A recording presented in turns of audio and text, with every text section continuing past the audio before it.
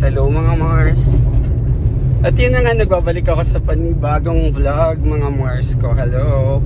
And today is October 14, 2024. I'm on my way to school.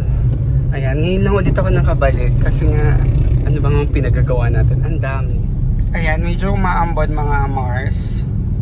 Tapos medyo may pagbibuild up pa ng bahagya. But very light. Kasi nga araw ng tinda ngayon. Kasi today is Monday.